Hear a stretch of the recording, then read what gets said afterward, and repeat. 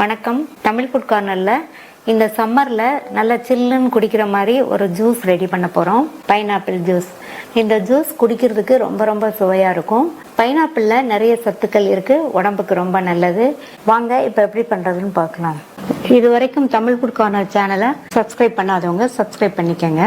இந்த ஜூஸர்ல ஒரு medium size பைனாப்பிளை cut பண்ணி வச்சிருக்கேன், அதை சேர்த்துக்கலாம். நீங்க பைனாப்பிளை கட் பண்ணும்போது நடுவுல ஹார்டான பார்ட் இருக்கும். இந்த ஹார்டான பார்ட்டை விட்டுட்டு அதுக்கப்புறமா சின்ன சின்ன பீசஸா கட் பண்ணிக்கங்க. அடுத்து இதுல தண்ணி சேர்க்கணும். நம்ம பைனாப்பிள் எடுத்த கப்லயே 1 கப் அளவுக்கு நல்ல சில்லுன்னு உள்ள தண்ணி சேர்க்கிறேன்.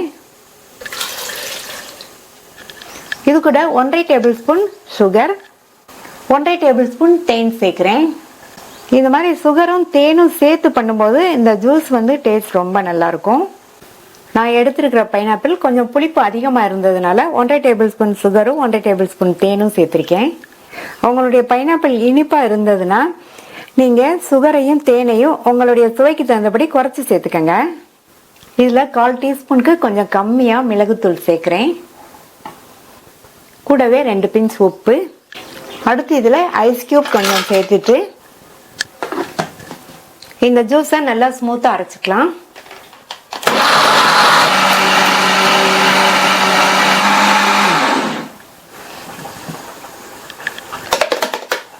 நல்லா ஸ்மூத்தா அரைச்சாச்சு.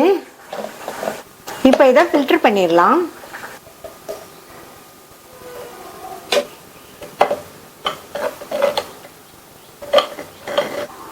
வடிகட்டியாச்சு. இது நமக்கு தேவையில்லை. கிளியரான டேஸ்டான பைனாப்பிள் ஜூஸ் ரெடி ஆயிடுச்சு. இதை சர்வ் பண்ணிடலாம்.